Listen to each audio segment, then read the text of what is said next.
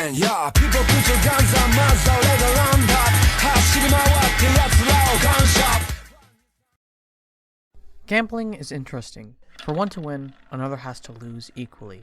It's quite an interesting dynamic that is thrilling to watch. No matter how much you plan, luck can still decide that it's your time to lose. Why do people gamble? Are they just stupid? Usogui is all about gambling, but not in a basic sense. It's not just a few $100s being gambled, it's often the life of the gambler at stake. And everyone uses gambling to further their Machiavellian plans. Gambling is taken to some of the most insane heights and points. Things like terrorists gambling on the fate of thousands of civilians. It's quite funny how much is staked on a single game of hangman or poker. To make the series a bit more grounded and serious though, most games are refereed by an organization known as Kakuro. It's a semi-governmental group of some insanely powerful people. Every referee is capable of extreme violence at a moment's notice.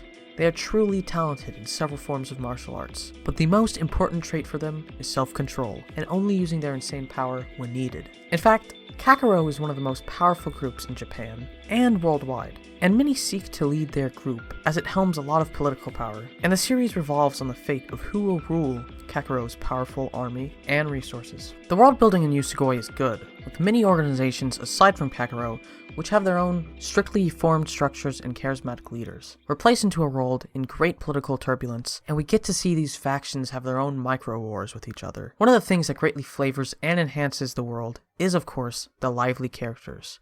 We are first introduced to Kaji, a man down on his luck and being hunted by the Yakuza for his debt. He is saved by Baku, the main protagonist of the story, and the two quickly become friends. Kaji is not really good at gambling. I mean, not only is his bluffing bad, but his whole understanding of the shady gambling underworld is pretty poor as well. Kaji is our viewpoint into the world of Usogui.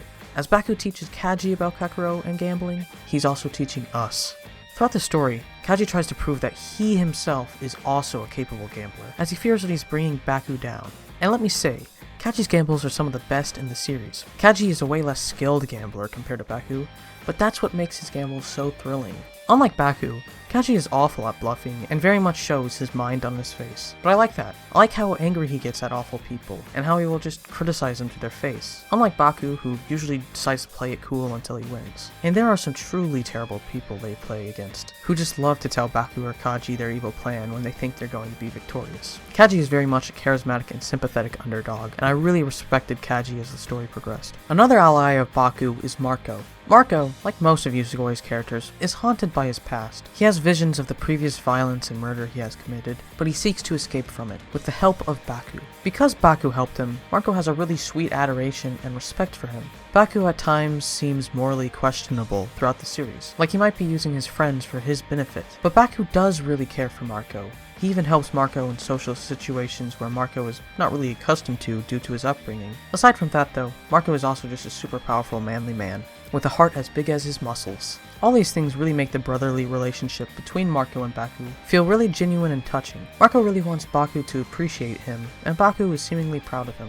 But at times, Marco still has to fight the urges that stem from his traumatic past. The referees of Kakuro are great as well. The position of referee leads to some great interactions with the gamblers. Referees tend to stay neutral, but at times they can favor certain gamblers, and may even possibly become the exclusive referee of the gambler. To see the various referees' interactions and opinions on Baku is always funny, because you can tell that they hate Baku for his lack of seriousness, but they still respect him.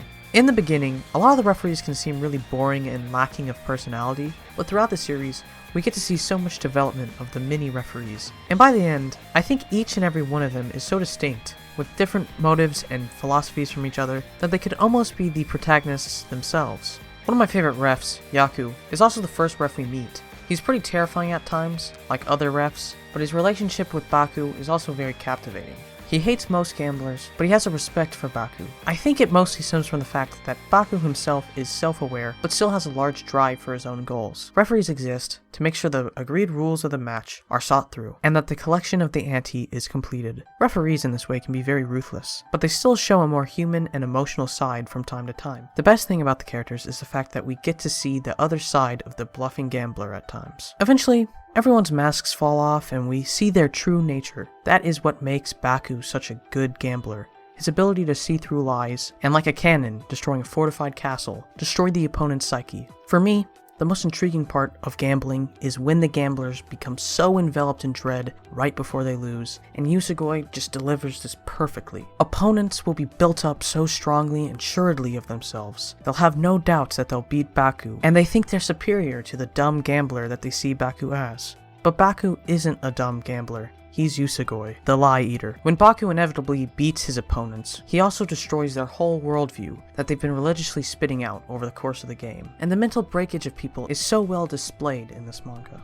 Ultimately, most everyone in this manga has a strong motive and end goal that they'll seek at any cost. There are alliances that are formed only to be broken after people suddenly disagree with each other, and so enemies are formed just as quickly as the previous alliances. Everyone is attempting to use others for their goals, with little care for their puppets. But ultimately, everyone will break down in the face of death, no matter how much they have planned or sent others to die as well. That's what makes every character interesting, their fight against death. I think the best character in this manga is Usogui himself, Baku. He's a very developed character, even from the first few chapters, and we don't get to see him change. We just see new sides to him that we haven't noticed before. We aren't seeing the development of Baku, we are simply understanding more and more about the Baku that was already there. Throughout the series, Baku's morality is explored.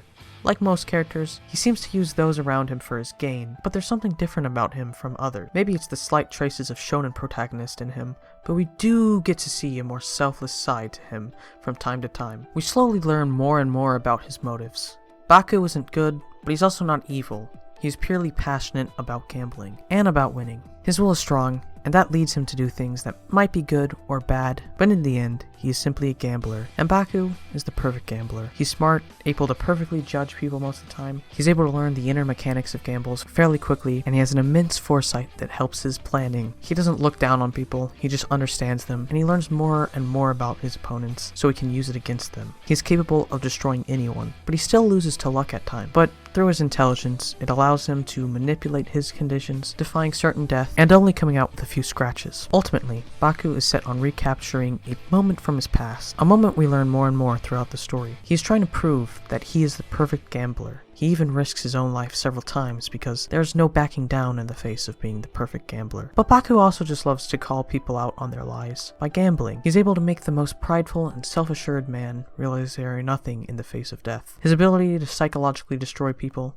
that's what makes him so captivating. The structure of Usogui's story is not linear. The first couple of arcs work to set up the world and the characters, with some flashbacks helping to draw in some details. But later parts have lots of flashback arcs, arcs that take place during another arc, and intermission arcs. There's a decent amount of story that's not even focused on Baku, but rather, some arcs will introduce a character and have them be the protagonist of the next dozen chapters. Some arcs also have multiple events occurring at the same time, which can be a bit hard to understand. Usogui is very dense with lots of characters and groups, but if you stick with it, things will start to make sense. There's a lot of foreshadowing for things that happen sometimes even a few hundred chapters in advance, and lots of moments call back to previous parts. Not only are we told about the past, but in a few arcs we get to directly see it, and it's great seeing how certain characters like Baku and the referees came to be. We get to learn why characters have the philosophies and outlooks they do. The gambles in this manga are also great. Lots of gambles have great setups, and we gradually learn more about the game as it goes on, and the tension between the gamblers are perfectly displayed. While Baku is a great gambler, the gambles are still intense due to the fact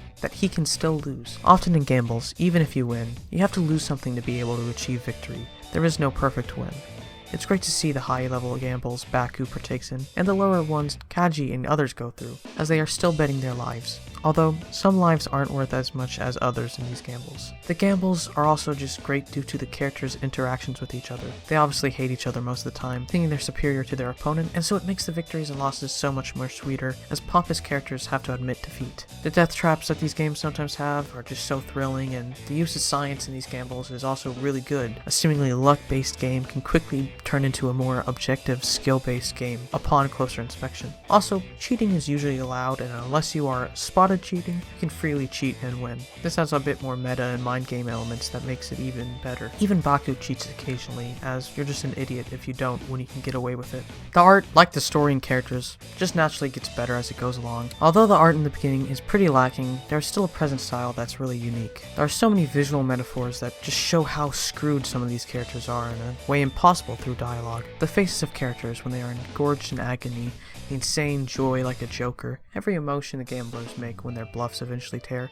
It's just so explosive. It makes it so thrilling to watch the matches unfold. I would say the average consistency of the art is lacking in the early arcs, but the art keeps getting better and better throughout the series, and sometimes it's really sudden and can even make a few characters look unrecognizable at first, like Kaji for instance. Some of the art in this manga is just so perfect. Every character stands out from each other through their designs as well as their personalities. This is especially true in the case for the referees of Kakuro. Even though they all wear the same uniform, their faces make them all identifiable among dozens of them. The facial expressions are also really good in this manga, which is great because I think expressions are very important in gambling scenes. The transitions from the smiling bluff faces to the most angry and sullen attitude as the gamble whittles down their mental fortitude is captivating to watch. The purely insane psychological expressions that are drawn upon these people. It's no wonder a returning motif is drawing these gamblers with gnawing mouths of a predator. All these techniques are used to the utmost effect and enhances the story's presentation so well, as well as just having a great style of its own. I'm astonished how this is the first published manga from Sacco, and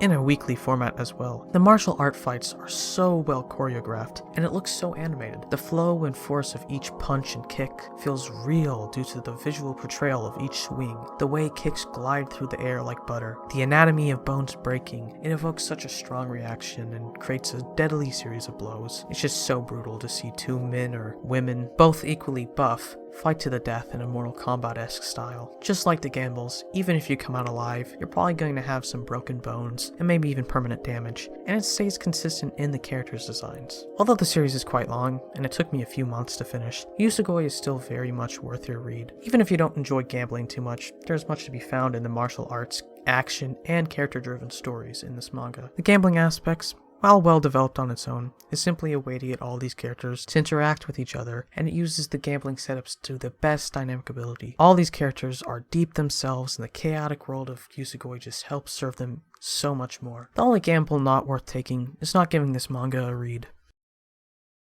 So yeah, that was my review of Usogui, I guess, and this is the longest video I've made so far, ever. Leave a subscribe and a like if you like this. I might do some more manga reviews in the future. I don't know. It could take another few months as well. I also have a new Twitch channel. Link in the description. Stream there every, couple... I try to do it weekly, but I don't know. Anyways, have a good day. Top of the morning to you laddies.